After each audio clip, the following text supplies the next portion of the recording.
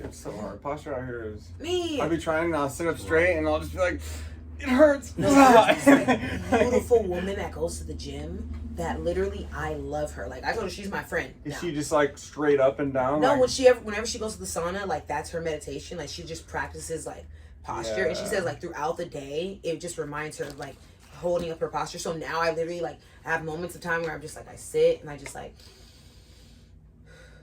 posture, like just remember like naturally, because you feel better throughout the day when you're like not like this. No, yeah, so sure. Yeah. But it'd be hard. Like, it's hard out here. It hurts. I tried in the sauna, it lasts like a minute. I know, because you realize your abs aren't that strong. Like you're like, wait, I have to hold myself up. Back muscles too. Yeah.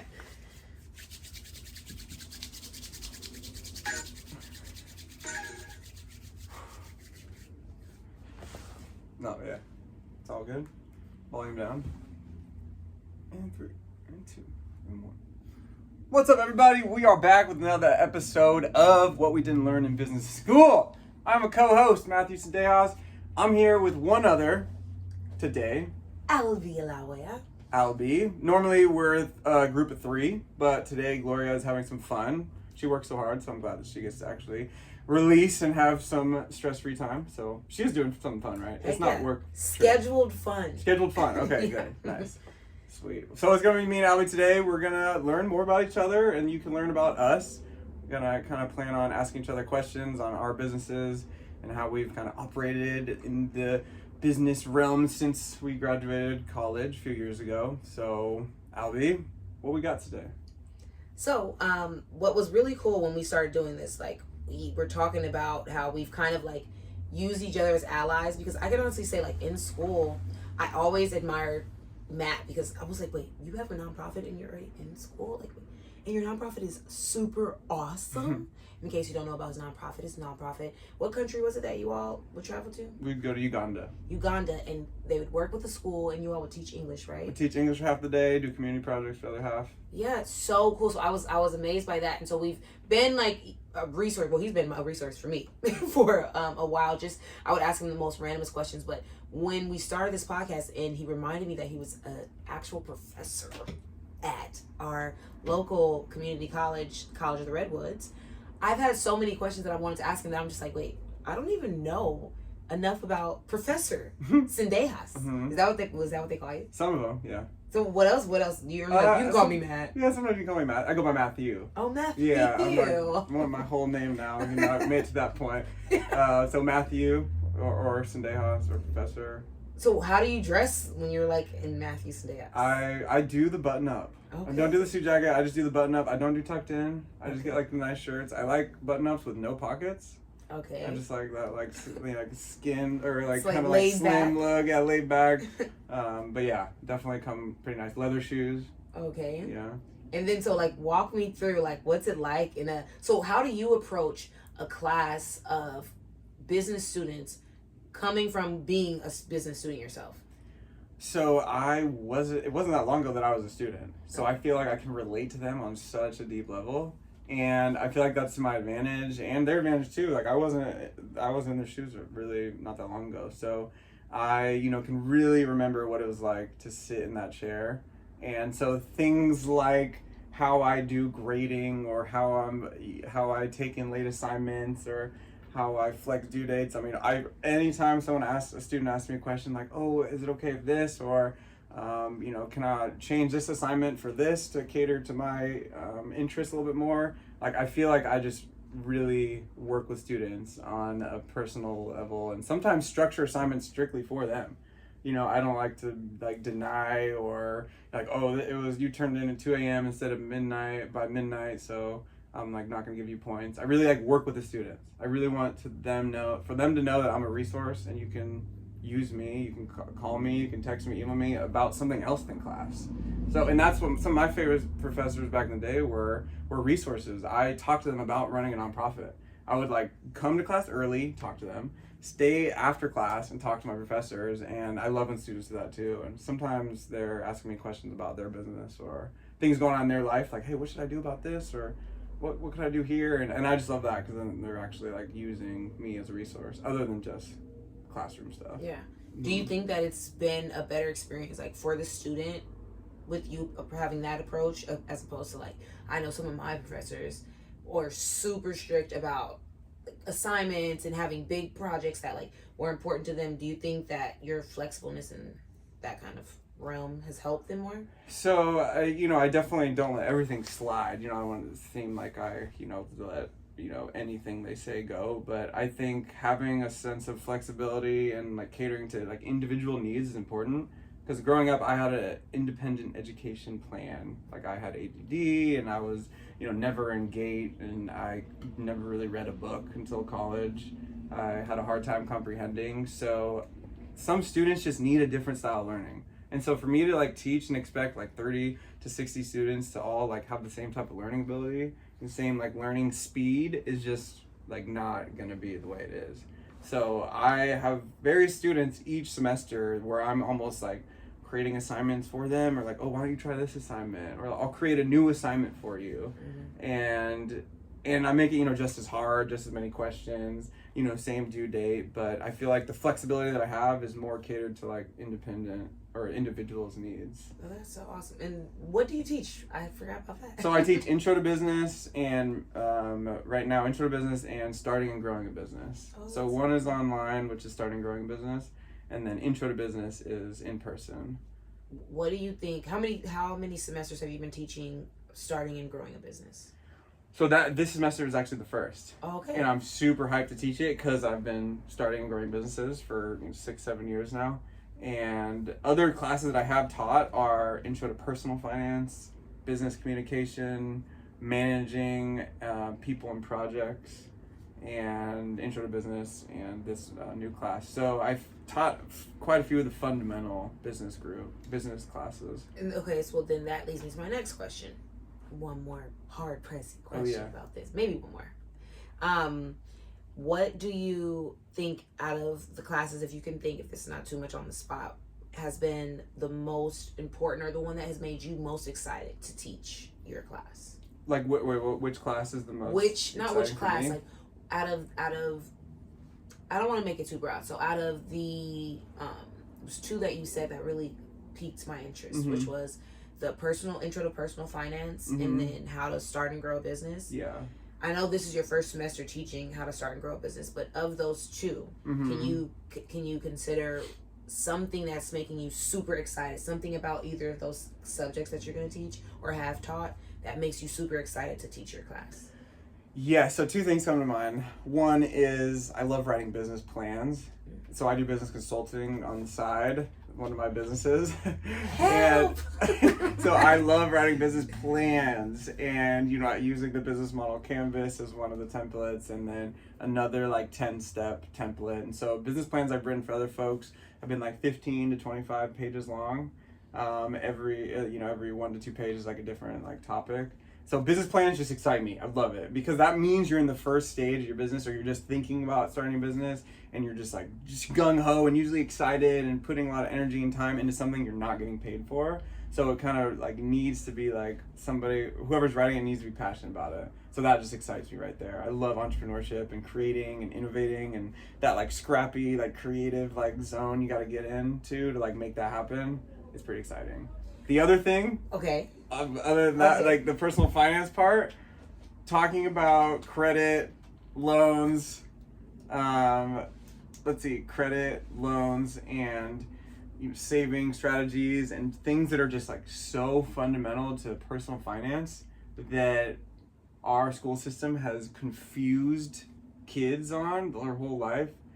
It excites me because I simplify it. I make it just super easy to consume. Because credit and loans and interest rates and all these things, they're really not that complicated. But the system, I think, purposely makes it complicated. I had never heard of what your credit score is based off of until maybe even like after my MBA. Like the 35% utilization and the 30% credit history. Yep. And it's like, why aren't they telling us that in grade school?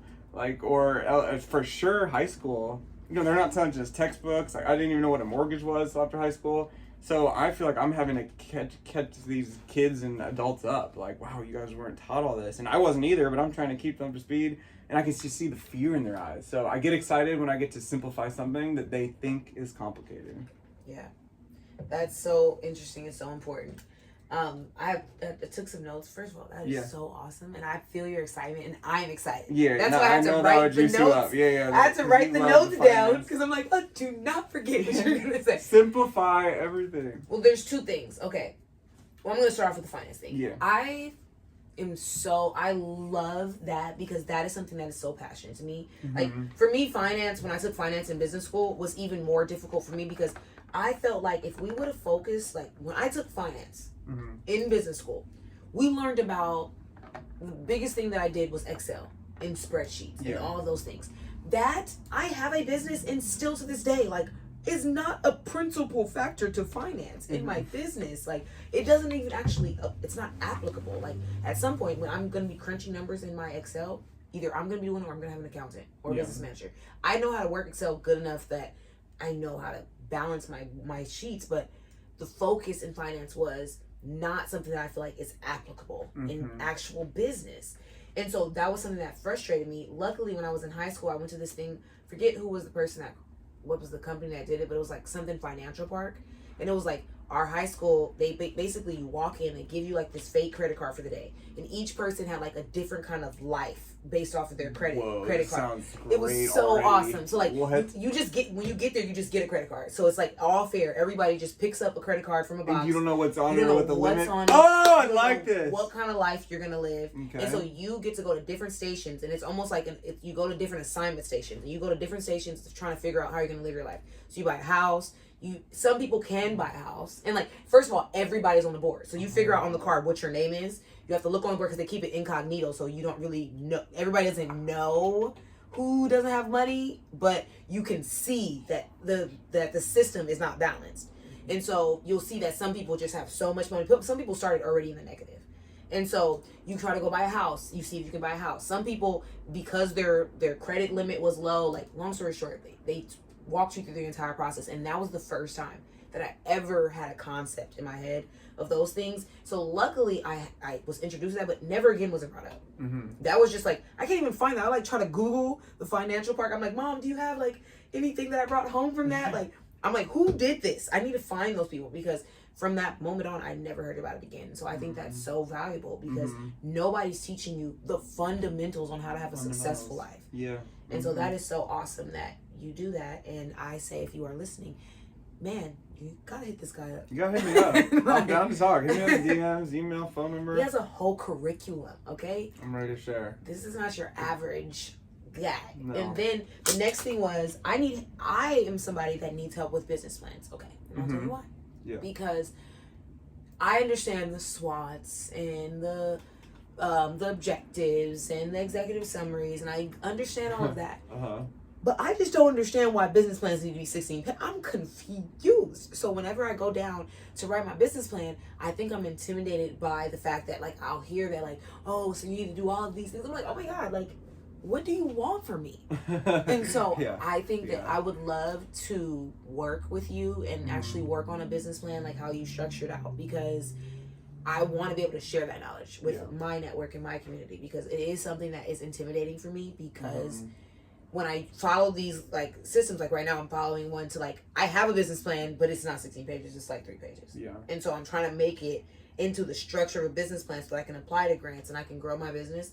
But I'm like, oh my gosh, like, this is a small hurdle that I'm realizing now that I need to get help with so that I can get past this and, like, move on. Well, I'd love to work with you and help you write it. Yes. The biggest cheat code to making things longer for me is to add in graphs, pictures, images, add in like pull in like big images from articles and cite the URL and be like pulled from the Food Network article on April 22nd, 2022. Restaurant in LA starts the very first cooking experience, this and that, and just backing up whatever you're trying to write your business plan about. So I pull in references from around the world, like, look, this worked in Albuquerque. Like, oh, look, this is working over here in the UK. We can pull what they're doing and do it here. Yes, because that's essentially what I'm saying, because I know what I want to do. Yeah. I'm not recreating the wheel here. No, yeah. So I know it'll work. The person who's reading your business plan, it needs to know that too. Yeah. And if you pull in sources from elsewhere, like, oh, okay, it's working over there. Oh, okay. Yeah, that's so. And so that's one way, at least. Whoa, bing. Uh-huh. Helpful fact. And I love even smiley faces or like fun pictures or images of people like saying hooray. I don't know, like there's some playfulness that I always try to put in. Those are engaging. Like now that you're saying this, and I'm thinking about like someone telling their story because I just started buying. I bought this product called Radiant, which is like this menu technology.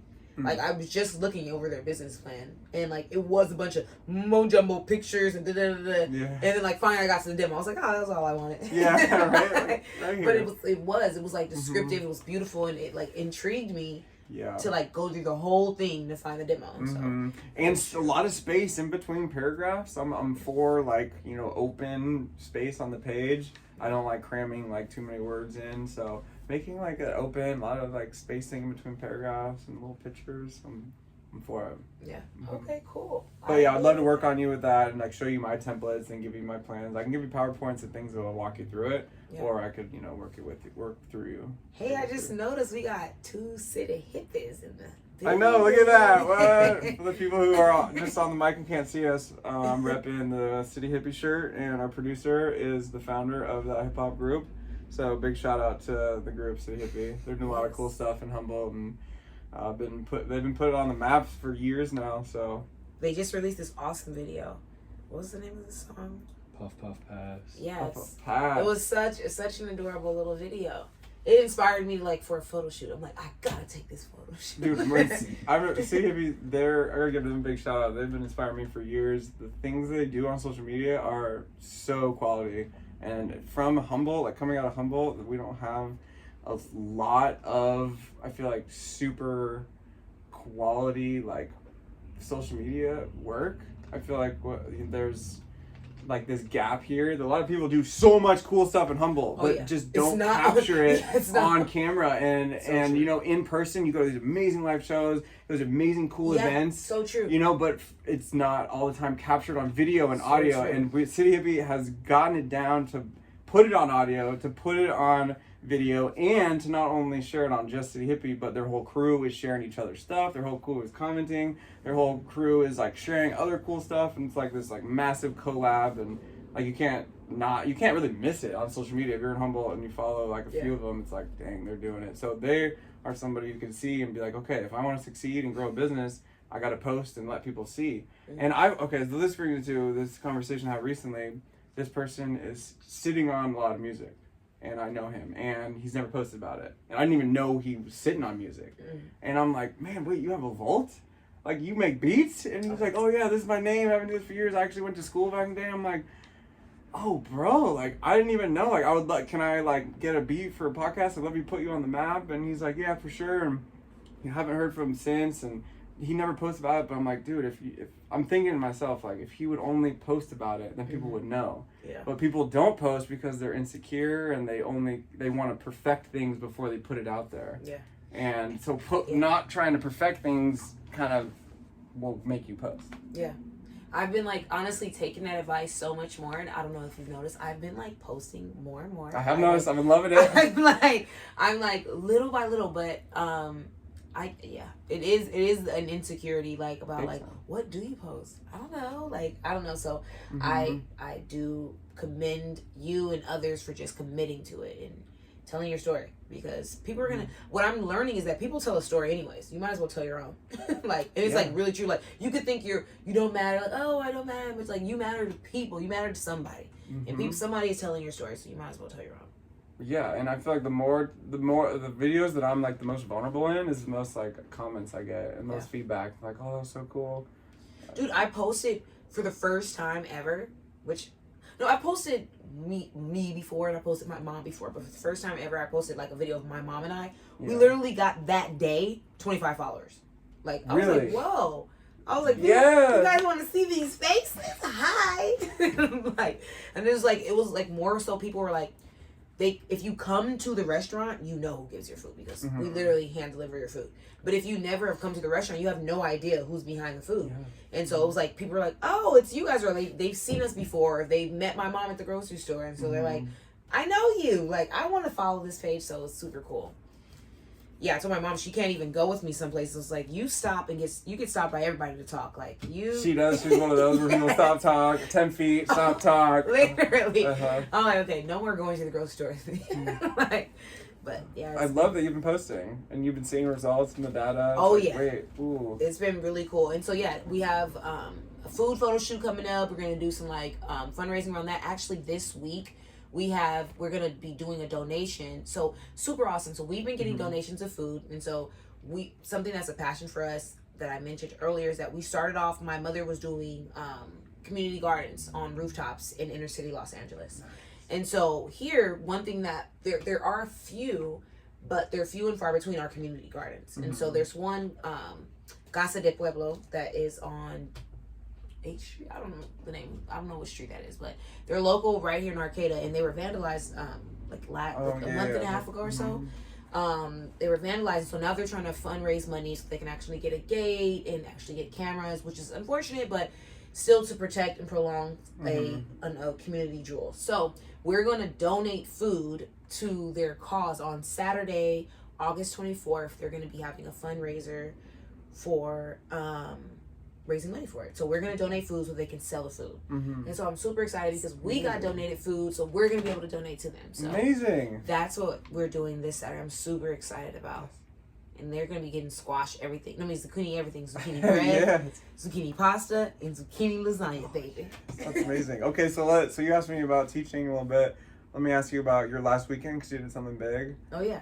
First, that was my first question. How'd last weekend go and what'd you do? So last weekend was super awesome, funny enough, because I accidentally, maybe I did it on purpose just to see what we're made out of, but I accidentally double booked my mother and I.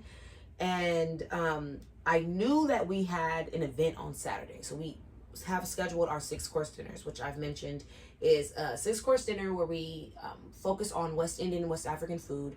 We walk our guests through like a cultural experience where we give them a history and maybe a story that connects the recipe to my family, and really just invites everyone into our culture and just shedding light on maybe a culture and a cuisine that they maybe have never had before, or even if they had it in Humboldt County, it's very few and far between.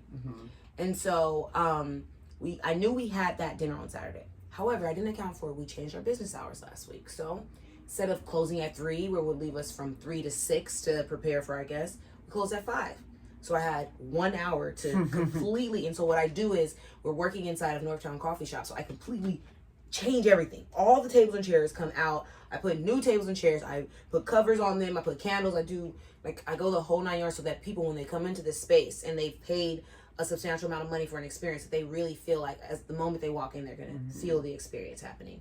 And so did that within an hour. And then earlier, maybe 4 days before that, I realized my event is 6 to 8. And my friend said, hey, from Black Humboldt, see you on Saturday. And I'm like, what?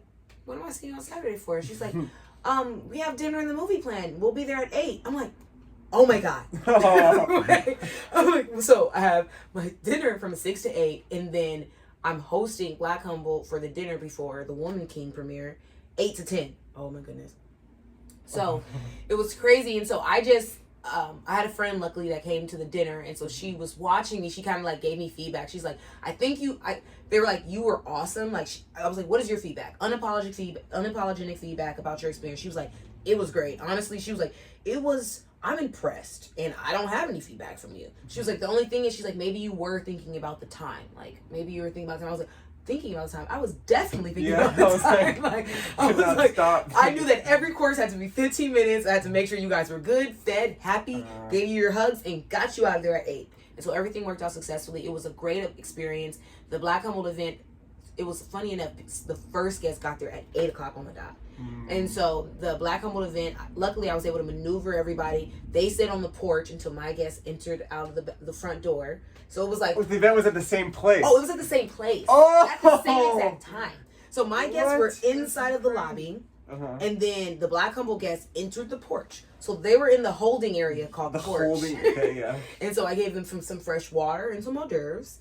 And as my guests left, they went out the front door. And then as they left, they came in through the side door. And so that started at like 8-10. Luckily, my guests were honorable, and they honestly were ready to go. They were full. They just had 6 courses. They were done. They were full. So they were easy to go, and then the other guests came, but it was really awesome because this was the first event where we had the biggest. Well, this was the biggest turnout of any partnership that I've done with Black Humboldt, and we've been working with them since we started a year ago. And then I got a report from the lady, or one of the liaisons that's the project manager, and she said this was the biggest turnout they've ever had for any event so far. So it was really funny because I was like, of course it would be the biggest turnout when I accidentally double booked us. Wow, my eye is twitching. So, but it was so awesome and so rewarding because it was. I saw so many new faces. People were like, I've come here, or like they heard about it because my mom told them about the event or something like that. So it was really awesome, and it felt like some of our hard work was paying off because we had been hosting like free events so often, like in partnership with Black Humboldt, and we'd maybe have one person come. And so for there to be 50 people that came for this dinner and a movie, it was just so rewarding to see. And then the dinner before, for my friend to say, everyone had such great feedback to the dinner. So it was like a night where there was so much successes. And on top of that, so the first time we did these dinners, this was our 6th dinner. So the first time we did it was 6 to 8, but we didn't end up leaving and cleaning up and everything till 11. We did 2 events. 6 to 10, and we literally left by 10:30. I couldn't believe it. I was like, who are we? I've thrown events. I don't know how you did that. Set up tables. How would you take the tables out in 1 hour? We learned to clean as we go. Like, we have learned that in the most efficient way possible. Yeah. And like, I couldn't believe it. I was like, we decided that we're gonna get our sleep, didn't we? Because the very next morning we opened for business at 8. So we had to be back at the restaurant at 8. So there was no staying there till 11, going home, having to relax till 12. Like, no. So we got out of there at 10:30. I couldn't believe it. I was so proud. So it just felt like such a success, and it felt like, okay, some of our hard work is paying off. Even if it was just like those long nights in the beginning. If anything, now I know we literally just had over 70 people in this building within a 4-hour span and got it cleaned and done, and we're out. And that is now, like, that's doable. It's not so, like, your hard work, you're like, okay, this is the bar, now all of a sudden you got to raise that bar. Like, and I loved raising bars and getting better and growing. It sounds like you've grown a lot. Yep. Just in the past, 2 years since business started? Yes. And what's really crazy is, like, honestly, after doing that, then I felt momentum. So I'm like, okay, so we're going to plan for the holiday season. You're like, bring it on, holidays. Yeah, I'm like, what? Holiday season is here? Okay, I'm going to plan for that. So then I was like, I like set my mind up. I'm like, okay, so October, I need to be booked at least 3 out of the 4 weekends. And then I was like, then we'll worry about November, December. But I was like, and I'm like calculating based on like, what do we want to do? Like, what is our goal for this month? What is our bottom line goal? Yeah. And how can we plan events or catering jobs that's going to get us to that faster than us burning ourselves out, like planning a bunch of private events for ourselves. Yeah. And so, before I could even put an advertisement out for catering from October to November, literally October is booked. And I like got the final like word on that today. And I was like, yes, I'm booked for 3 out of 4 weekends in October. And so that's huge. Really, really, really awesome. That's big. And so it feels good because like last year was my first year like having the holiday season, and I was not prepared. I didn't even know. I was like in the middle of November, like, wait, I was supposed to tell people that we were taking catering jobs. Like, I had no idea. And so, like, this year, being prepared in September, already looking upon that, it's like, okay, I put in the work. I know what I need to do so that I'm successful. And come Christmas time, I can be like, okay, cut off and actually take a vacation. Like, schedule fun in. And so, that was a super success that I was proud of this week. That's big. It sounds like there's been wins over here. You got momentum, inertia. There's been wins. When that ball is like getting bigger and like rolling down that hill and just keeps picking up more dust, and like, I love that feeling. The inertia, the momentum, and you can like feel it. And I feel like there's a moment going on, maybe in your company. There's definitely, sometimes there's moments, right? You got to like take and run with. And that's totally what this moment is, because I'm like, okay, so now I know where the next thing is, and I can honestly say I've been praying for this moment, for things to make sense, like for it to like, for plan A to lead to plan B, and even though plan B leads to plan D, I'm still moving forward and like getting things done. And so I'm super excited about that. And like we're able to scale. I've been thinking about that since our 3rd episode when we talked about scaling. Mm-hmm. Like it gave me such clarity having vocabulary Yeah. for where I wanted to go. I'm like, that's what I'm doing. Mm-hmm. I'm scaling, and I want to do it smart, Mm-hmm. intelligently, and understand my purchasing power. Yeah. And understand where I can build to, and so it feels so good right now. Oh yeah. Scaling, yeah, and it's like scaling not too fast, Yeah. too. And it's like sustainable, right? And something too fast doesn't really last that long. And even like plants and trees, the trees that grow the quickest are the ones that die the fastest. Yep. And like when I think of my business and how I want to grow it, I spent like 5 years doing lawn care before I actually got a lawn care business. Mm-hmm. And I feel like it's only been like a month since I got my business, or a month and a half.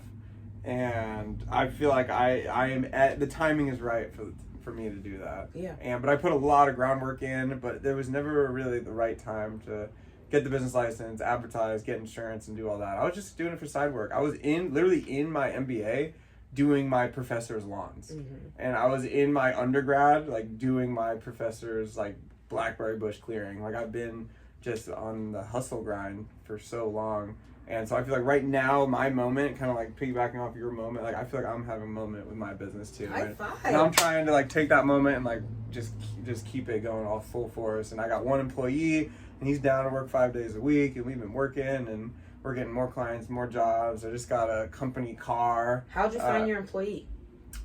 He is my roommate's best friend. Okay. So super lucky. He just moved to Humboldt, and he was like, he came over one night about a month ago, and he's like, "Hey Matt, so I see you do business or plan like consulting," and he's like, "Can you help me write a resume?" And I was like, "What if I hired you?"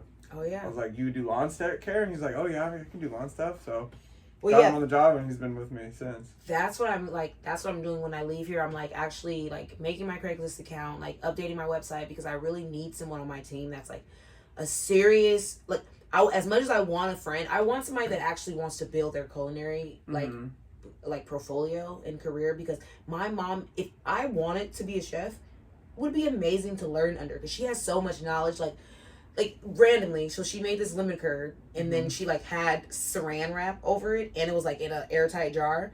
And so like I was like, "Oh, why'd you do this?" And she's like, "Oh, so it doesn't get a film on it." And I was like, "Well, how do you know that it'll get a film on it?" I was like, "Is it just like a jelly like this?" She's like, "No, something like that. It'll get a crust on it." I'm like, "Well, where do you learn something like that?" She's like, "Culinary school, Albie." And I was like, "Oh yeah." I was like, "I forgot. Like you really like know." Yeah. Like she understands like the chemistry of food and like the chemical reactions of things, and like she tells me like, don't put the food in that kind of container. It'll steam weird, or it'll do this and that. Yeah. I'm like, what? Or she like the things that I hear you all when I'm buying containers for our food. Oh, you wouldn't even Really? believe, That's like, just she has the it's science. like, yeah, she's like, "Oh no, that doesn't travel well in that, or this won't say well." Oh my god. So it's super cool, and so I want somebody that is actually wanting to grow in their food career and like is passionate, because that's what I believe in Mother's Cooking, is that it's like it's a passion project for me. It's like I don't want somebody like, I would, as much as I want to just have this be like the sector, like I want Mother's Cooking to serve as like an employment opportunity for people and a way for people to build. Like if I would want to mimic the structure of like In-N-Out, but in a small business where they truly teach you how to do things. But In-N-Out mixed with Sweetgreen, because Sweetgreen works with communities and like has natural food. And I don't know if many people know what Sweetgreen is, but Sweetgreen is a salad company. I love them. Google it.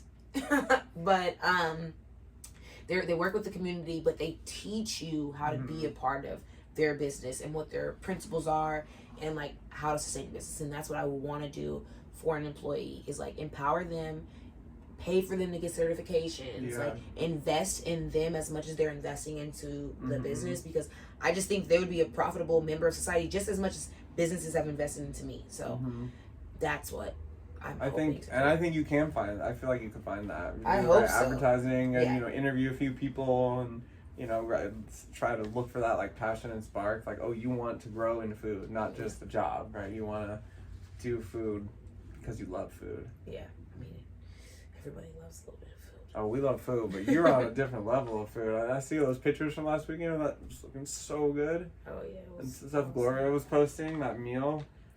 It was really cool, and like what makes me really cool is like we're eating like authentic West African food. Like this dish called igusi, and it has oxtail, smoked turkey, and stew meat in it, and you literally can't get its ground gourd, which is like it's like a fruit that's like almost like a cantaloupe, and it's the seed inside of it that's ground. You can't even get that here, and so when we serve this dish to people and they're like licking their plate clean, I'm like, that's so rewarding. And it's super cool because it's like it's such a diverse item. It has like habaneros, and so you have people that's like, I can't eat spice, and it's like you just ate a bowl of like habanero soup, you didn't even know. And it's like it's so good, but it's such a flavor. Like the habanero becomes a flavor and not a spice, and so it's super enjoyable to watch people eat. Maybe I'm weird, but I really enjoy watching people eat like cultural food that they maybe not have eaten before. No, I vibe with that. I'd be licking my plate. But so what was Little Albie like? Oh my gosh, Little Albie was so much cooler than Big Albie. No way. In some ways, she was so much more sweet. Like, I'm so excited. I'm going to LA on Saturday to one of my really good friends' birthday. But she always reminds me, like, I love her because she is such a special person because she reminds me of the good in me. Like, she's always just that person that's just like a cheerleader. And she's like, Albie, I remember when you did not curse. Like, that's her favorite thing to say because I was, like, one of my only friends ever, like, up until we were almost in, like, 12th grade. Like, I just never cursed. Like, I would call people you didn't want to, or you knew people that did, but you were like... Yeah, everybody cursed. But I just didn't think that it was, like... It was just something I didn't want to do. I was just, like, I would intentionally not curse. Like, she would always... Like, so what she does to me, she's like... Listen here, you MFer. Like, I would say stuff like that. Like, or my friends would be like, they would say, like, the B word, and I'd be like, that is not very nice to call people the B word. Like, I would, like, correct people and, like, stuff like that. And so, like, people just got used to me, like, not cursing. So they always just looked at me, like, I literally got, like, in high school, I got, most likable person. No, in middle school and high school, most likable person. Middle school and high school? Yeah. Oh, okay. so I was just, like, a chill...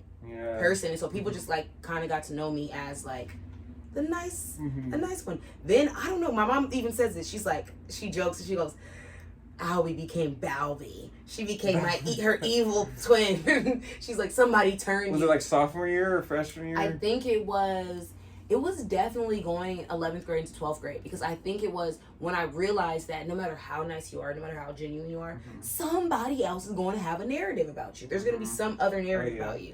And so I think that was when Albie Lawson became Balby Five.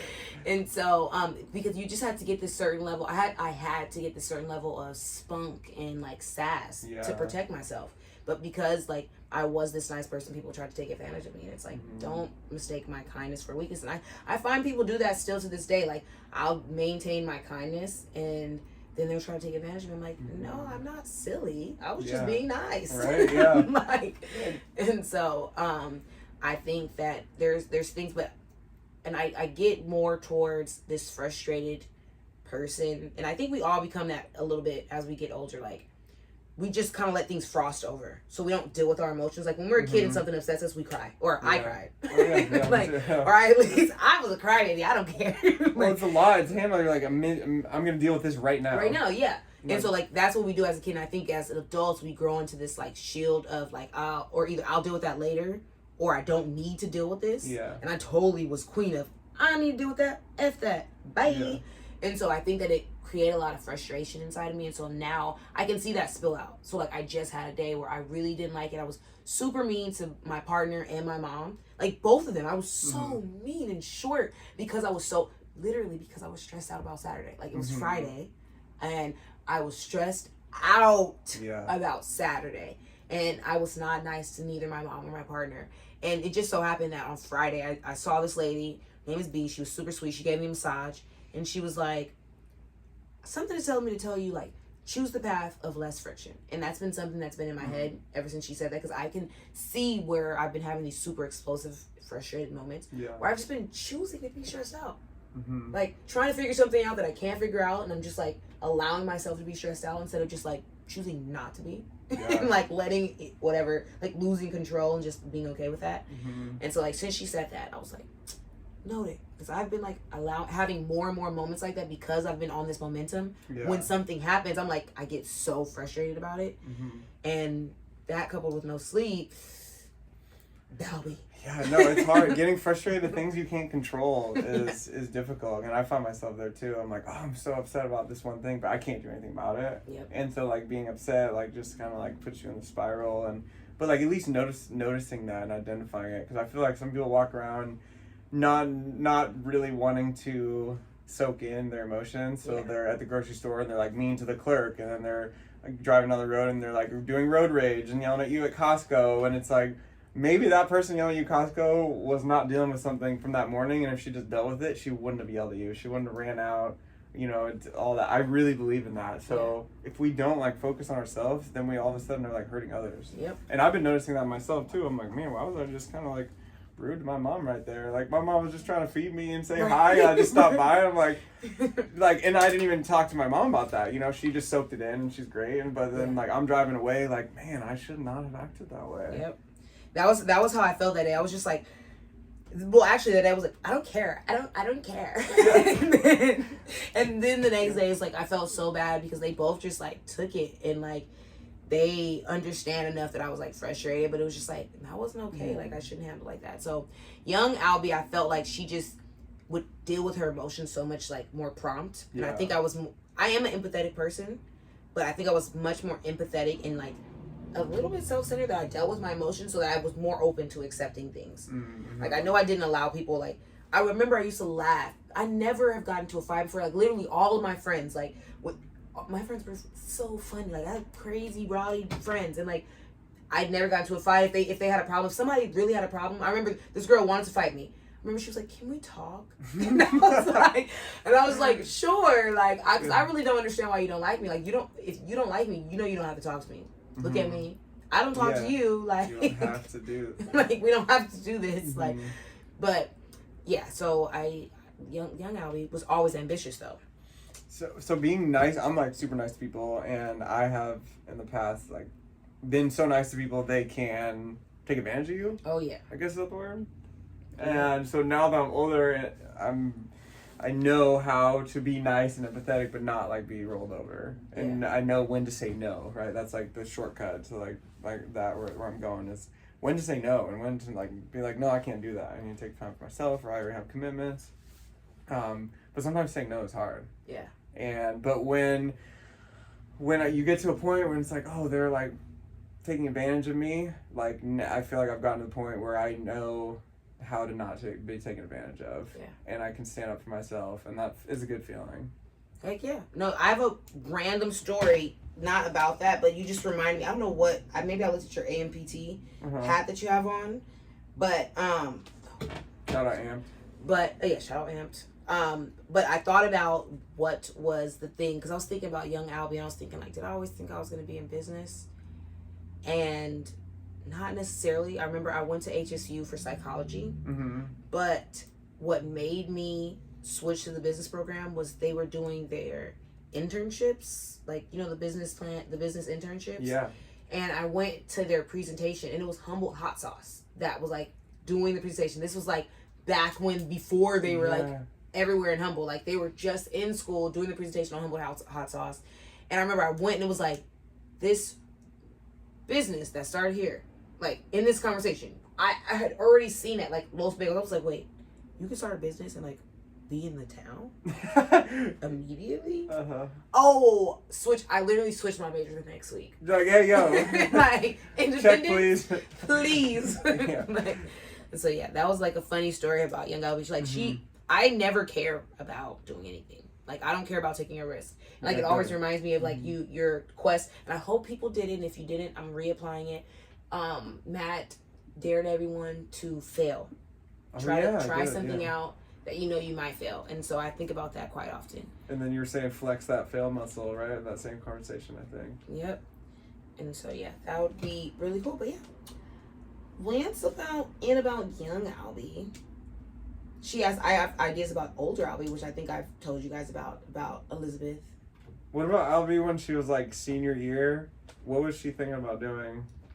Senior year in high school? Yeah, because senior year I wanted to be a stuntman, and then firefighter all in the same year.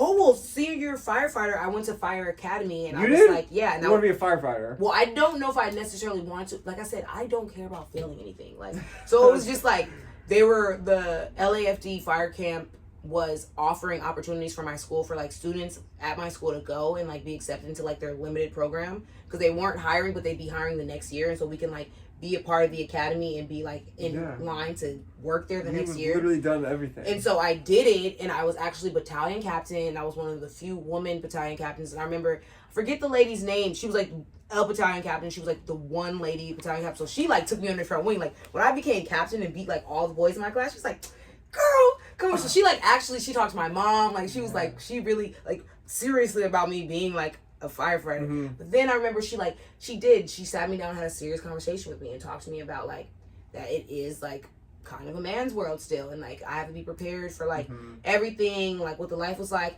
And what she told me was I would have to wear my hair in a ponytail with no jewelry every day. I'm not being a firefighter. That's what was like the no, huh? You're like, man's world, okay, for sure. Oh, jewelry, no, okay. I can't be cute ever, and I'm gonna be around guys that if I try to be cute, they're gonna have something to say all the time.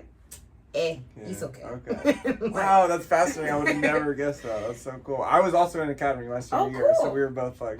Yeah, and so there. I did that, and then, but cool enough, I love like, and I want to pay homage back to it at some point in some way. Mm-hmm. But my senior year was super cool. I was a part of the like college development center. I don't even know how I got into it, but I did, and it was like me and two of my really good friends at the time. We took advantage of all. Oh, you know what I think it was? We just happened to be in the office, and they said that we would get $40 every week that we met. A gift card, because it was like some grant that the school did. Okay. It was like either $40 gift certificate or free food, and so it was Yeah. like free food. That was all you had to tell me, and it was just like I was a cool person, so it was easy for me to get people to come. I'd be like, hey, you know, it was free food in the lobby, so it was like I was the liaison for everybody to meet at this little college study hall. And so I started doing that with my 3 friends, but they would have students from USC. I went to school in Los Angeles. So I went to Crenshaw High School in Los Angeles, but they would have students from UCLA and USC come to our school and help us with our homework and help us with college applications, help us with resumes. And that was basically what the after school program was for. It was through the Urban League in Los Angeles. And so the Urban League is like a sector of the NAACP. And I don't know if they're still around, but they used to just work with like students and like help them better themselves, job opportunities and all that. And so, the college students, I was already in the mindset of going to college. Like there was no question for me to ever go. Like I always think about that. When I graduated college, for me it was like everybody was saying congratulations. It's like there was no other option. Like there was no other option. I was like a first generation college student in my family. My sister, I have a sister, she's my half sister. Congratulations to my sister. But for my family, I was first generation college student. So it was like there was no option. You wanted it bad. Yeah, there was just like I want the college experience. I want to be able to learn. I always liked learning. That was never a problem for me. So it was like that was almost like the only option that I could see happening was going to college. And if I didn't want to stay in college, then I didn't have to. But I knew I wanted to try. Yeah, and then when you're there. And so I don't remember ever even applying to Humboldt State because the college students told me to apply to every single school that I could apply to. And I think I had like a bunch of stipends. I think I had like 19 stipends to like apply to schools. So it was like if there was an application fee, like that was the cool. That's why I want to say pay homage to it, because Urban League made sure that the students that were involved in this program, all you have to do was go. Yeah. We're just gonna make sure that they got into the school. And so I don't remember applying to Humboldt, but I applied to Humboldt. And out of all the schools, there was a few, but out of all the schools, Humboldt was in California and I wouldn't have had to pay anything out of pocket because I was getting a academic scholarship on top of grants. So it was like free school.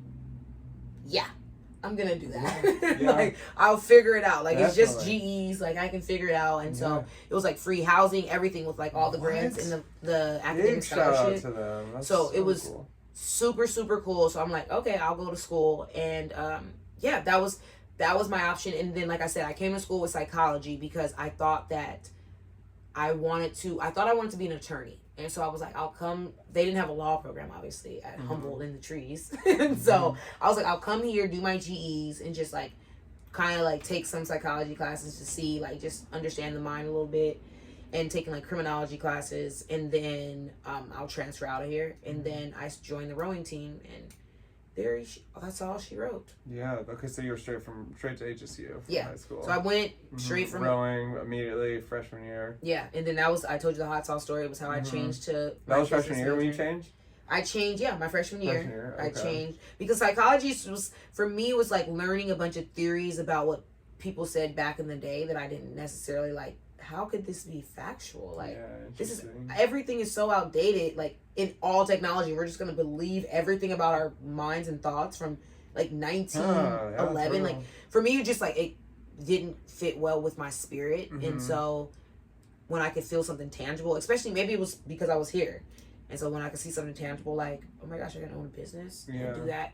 And that's what I still say to this day. Like, I was telling my mom the other day, I'm the type of person that I don't have something that's like my favorite hobby in the world. Like, I don't like making jewelry. I don't like cooking. Like, I mean, I can cook. I can make jewelry. Like, I can clean a house.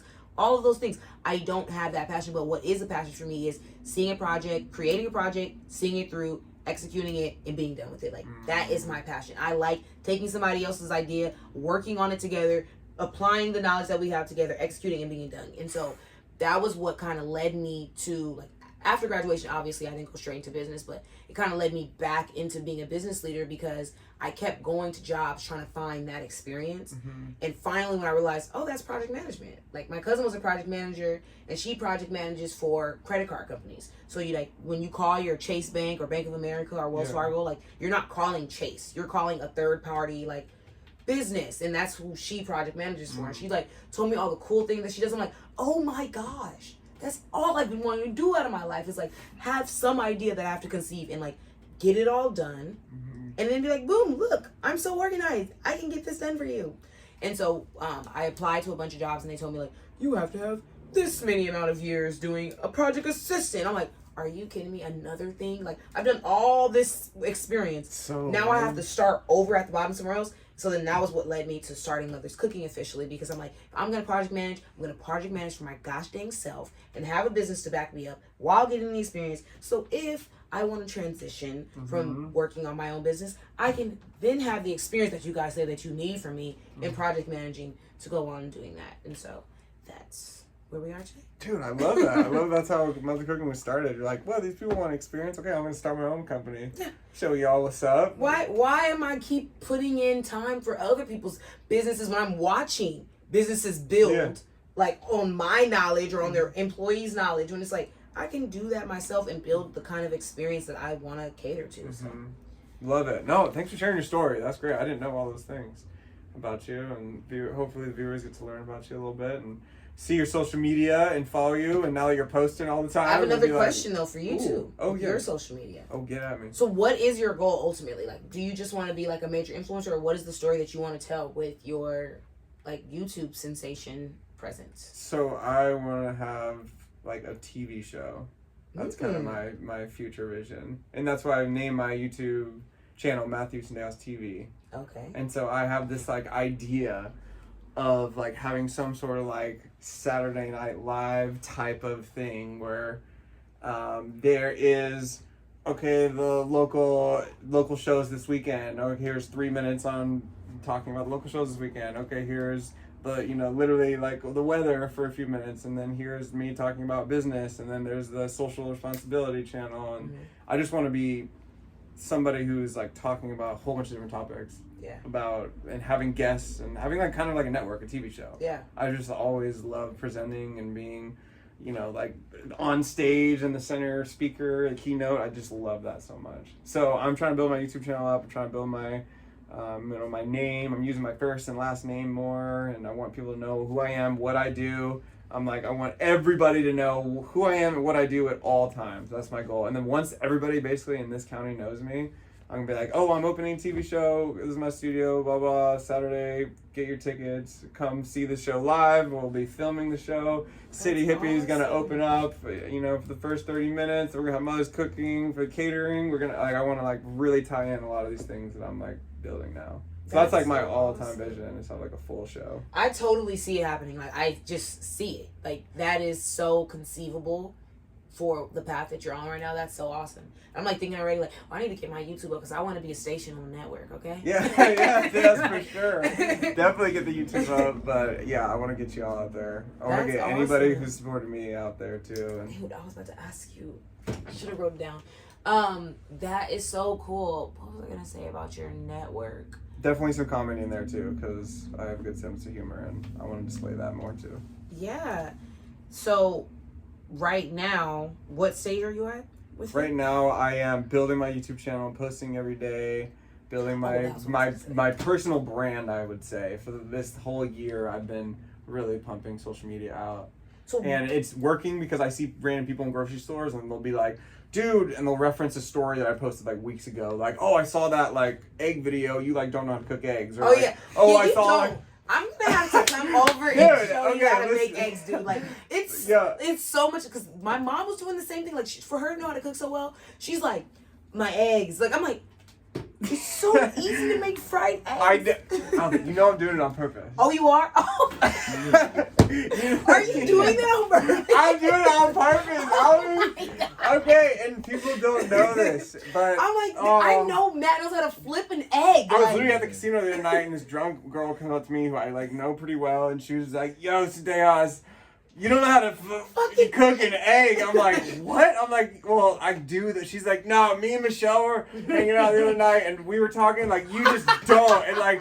we're like, should we help him? Should we like DM him? I'm like, hold on. So you guys were out the other night talking about how I don't know how to cook an egg. I'm like, this is working. This is working. You're like, yes, this is what I want. But I do. And I posted a video recently of me actually cooking a good egg. Okay, good. And I got like 2 comments, like 10 likes. I'm like, oh my God. But then when I post on YouTube, one of my egg videos has 137,000 views. What the? And then the other one where I messed up has 57,000. Oh. And so the more I mess up on my eggs, the more people comment like. You're like, ooh, he's gonna be yeah, so I'm like, everyone's like, it's too hot. You need oil. Like, get a better spatula. Like, get an egg pan. I'm like, yes, keep telling me. so my. Oh man, that's fucking genius. Excuse me for cursing. That was genius. Yeah. So building the personal brand this year heavy. So that was what I was gonna say. So here's my thing. This is a huge insecurity for me. I don't know who I think I am. I think I'm like top agent in the world. I can't put my full name out there. Like what? Full name. What is it about this? Like, don't you like full? What do you name. mean full name? I'll give you everything my social. I'll give you my social right now. I'm just kidding. So full name was really inspired by Gary Vee.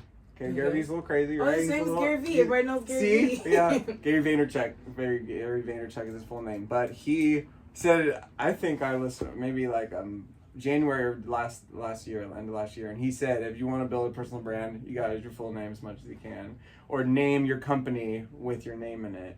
I was like, okay, Gary, for sure. I'm gonna name Matthew's Lawn Care, and I'm gonna post my full name on my stuff and put my name out there as much as I can. That's been my problem because I'm like, I need an alter ego, and like, so I remember young Albie, she used to go by La Reina.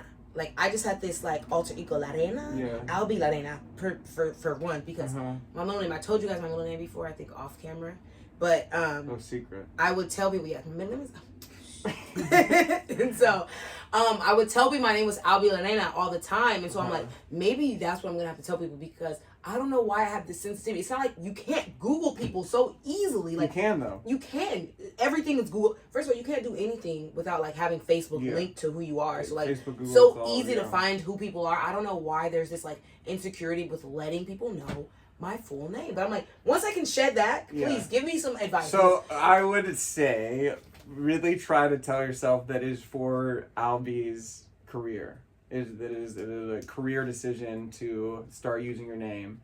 And Gary was basically saying, like, hey, people will remember your business, but they'll remember your face and your name way more. Yeah. And so if you're trying to get the public to memorize your business name, you gotta like 18 points of contact before somebody like fully memorizes something. So yeah, that's a lot of time to push a name for a company name, but to push your name and your face, like people can memorize it way less than like. So I should have named it Albie's Mother's Cooking. You didn't have to, but maybe like it is my mother's cooking. In some of your posts, be like, "Hey, I'm Albie," or or in the comments, be like, hey, my name is Albie. You know, something. You know what? I have been doing that. Like, so, because now, like, Instagram, like, when somebody comments for some reason, it goes to, like, a private message. Yeah. And so, whenever somebody, like, private messages me, I'm like, hey, I'm Albie, I'm the owner, and this. So, like, they've been like, oh, you're the owner, what's up? Like, how you doing? Like, nice to talk to you. And so, that has been cool to, like, introduce myself to people. And I've been kind of stepping away from being like that because it's even affected me in my networking phases, because for some reason I had this idea of, like, Mother's Cooking just being faceless and, like, not wanting to be like, I'm the owner of Mother's Cooking, and just being like, Mother's Cooking is Mother's Cooking. But, like, when I actually introduced myself to people, because I was talking to this guy today and I was asking him a bunch of advice on how to get, like, myself get a food truck, and he was like kind of telling me, I was like, oh, my name is Albie, I'm the owner of Mother's Cooking. He was like, oh, well, here's this person's email. Like, he like gave me so much information. I'm like, bro, like, I was asking these questions before. But once you're Albie from Mother's Cooking, yeah, it was like so much more willing. And so I've been noticing that, like, when I put a face behind it, and like I said, as the day that I posted my mom and I's face, we got like 25 more followers. Like, people DMing us like, what other foods do you make? And like, how can I like sit down in a private dinner with you guys? And so I think in our county, it especially makes a big difference. In a big city like LA or San Francisco, maybe your name isn't as important because people see so many faces, like, I can't memorize another person, man, I'm sorry. But in here, it's like, we know everybody. It's like a little high school around Arcata, so you memorizing people's names is easier. So I would suggest it. I would encourage it. I think it would boost your career, your brand. Let people know who you are. Everybody in Humboldt needs to know who Albie is. Oh Lord. And like, it's been really something that has been challenging for me. And so I really, like, if someone is like me, like, it's been challenging because I feel like I've been in Humboldt since 2012, like, in and out. Yeah. And I've been so low key for so long. Like, I've just been like, this has kind of been like my vacation, like little escape where I don't really know as many people. Low key is nice. It's comfortable. And now that I have this business and I like need to know people to grow and build my business, I'm like, it kind of feels like it's been forcing me in, like, to be more diplomatic, because of obviously you have to deal with people that you don't necessarily want to deal with all the time, and then you deal with people that you really like, and then like there's just so many different things that come with networking and having a business that it's been a lot for me to take in. But I feel like that's been forcing me to like take more scheduled time for myself, like be more organized, be more like structure myself, and like ask when I need help. Like it's just really taking me time to get here, and so someone else is there. You're not alone.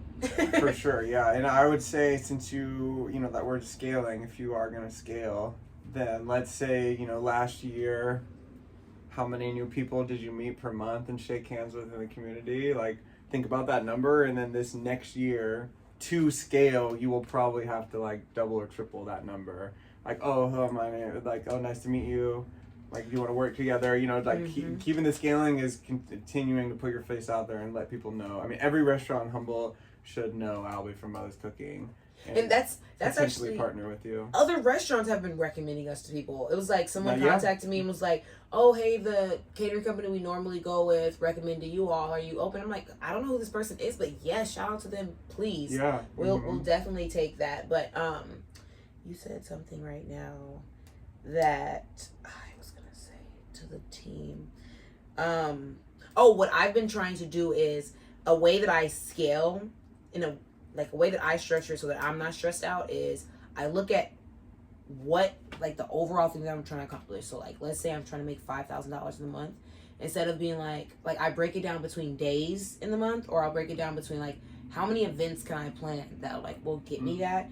And so that has been the way that I've been, like, marketing. And so everything that I've been doing has been, like, through money, like, scaling through money. And so now I'm realizing that I need to scale in a different way, like, scale through, like, posting more about myself on social media, scaling, introducing myself to more local businesses. And so it's like transitioning the business from being just oriented, looking on like the bottom line and like the profit margins, but like actually the back end of the business and like that social factor that you have to play into. And so it's been a work in progress. So I try to share my students, like, ROI is frequently talked about in the business world, but like ROSC, RON are things like some of my students. It's like return on social media and return on networking, and like how good you are at networking and how good you are at social media is now in 2022 the variable to your success. Like, if you are solid at social media, you will definitely have more sales. If you're solid at networking, you'll definitely have more sales. Or for instance, like I just did the bottom line on like when I changed my menus, the response to my digital menus in store, the response to that, and so there's this website that contacted me and was like, we can help you automate your menus, which I would have never thought would have been worth my investing. But being able to change my menus from any computer at any moment in time, to add pictures, to update a menu item, like when things are sold out, like it's something that can just kill the frustration of a customer if I sell out of an item and I can remove it from the screen and not just have it there so that they can think they can get it. And then come up and be like, oh, can I order? Yeah, it's just something that's just that much more frequent that delivers the item so much faster. So the company, granted, it's $50 a month, but it's going to make me an extra $100 a month because I'm not going to have frustrated customers. I'm going to be able to have updated marketing. It's going to influence me to make sure my pictures are structured. Like it's going to help me automate something that I would have necessarily had to be there to change and like, and I dread it. Like I dread it. Like, oh gosh, every day I have to change my menu. And then people compliment like, your menu looks so great. I'm like, that took me like 3 hours. Yeah, I know. They don't even know. They don't know. They think it's like, oh, they just switched it a little bit. They don't even think about it actually at all. No. Or they'll be like, you need to change this to your menu. I'm like, I know. Trust me. Like 3 hours and like, and then they'll try to tell me different things that I can do. And I'm like, can I pay you to do it? Because that would be great. So $50 a month, I'm like, I can do it from my phone anywhere that I'm at in the world. I can totally do that. Well, let's leave the listeners with like a tip or advice. What would be your tip or advice of this week in September 2022? I say, I was just giving this advice to my friend. So even if you're not in the business industry, no matter what you're doing right now, don't underestimate how it's going to play into the bigger scheme of things. One of my friends, she's just like a broker right now. She brokers items, and she's kind of trying to get out of that because it's not paying off the way that it used to. And she's like, dude, there's so many times where I've had enough money to invest in something. Like, she's looking at this property where all she'd have to put is $30,000 down and she can get a property. And she's like, dude, I've had $30,000 like I don't know how many times. And like right now I'm just like, all my funds are tied up and I just feel like, what am I going to do? Like, maybe I should just like change my career and just do something different. I'm like, you're not down bad. Like, you're okay. I was like, please don't underestimate the value of what you had. And I told her a short story of, I literally got into voiceover work because I was working at Humboldt. I was really successful in like doing some things that I was doing. And then I just stopped making money. And I was like, you know what? Maybe I need to reevaluate what my goals are. I moved back home with my mom. I started working at a production house, a post-production house that my best friend worked at. And I was literally just a runner. Like, I literally got coffee, got people's food, got people's orders. And my people skills, the likability of my personality, I was able to talk in soiree with the right people in the office so that when directors and when companies would come, if they needed someone to just be a voiceover just for them to hear it in their microphone while they're like testing out the commercial, they'd be like, oh, Albie, can you come do this voiceover for me? And that was literally how I got my first job. And I'm like, not from ever. She's like, how did you do voiceover? I'm like, not from anything. Literally from being a likable individual in the right place at the right time. I was like, so I say all that to say, don't underestimate where you are right now and the tools that you're learning right here, right now, that can be applicable later in your life. And so don't be afraid of the grind and getting down in the dirt so that you can shine later. Nice. Love it. Great tip. My tip for leaving with everybody, or leaving y'all today, is to, if you are, I guess this is for the audience who is a creator or business owner or future business owner, to really think about personal brand. And for the first few years, actually for the first 5 years of running my nonprofit, I didn't put my face out a lot. And I really focused on putting like the name Inspire One up and, you know, trying to push like this narrative of the nonprofit more so than my name. And looking back, I wish I would have put my name associated with it more in front of the headlines and with the marketing, like my name, Matthew Zadeas, part of this. And so for anybody listening who's a creator, entrepreneur, really think about your personal brand. Use your name, put your face out as much as you can on social media. This week, like today, make a post that shows your face in it, or talk, even in a story, it doesn't have to be a post, just talk to the camera because if you want to be successful in some business, you're gonna have to show your face. So we all have insecurities, and try to break them now because it's easiest to break them now. Yeah, that's awesome. Because I'm gonna I'm challenging myself right now. I'm gonna do that when we turn off the camera. Yeah, it's hard. But we all got it. Let's keep going, y'all. Thanks for listening. Tune in next week. Thanks, guys. You're the best. Peace. Bye. How can you see with the time?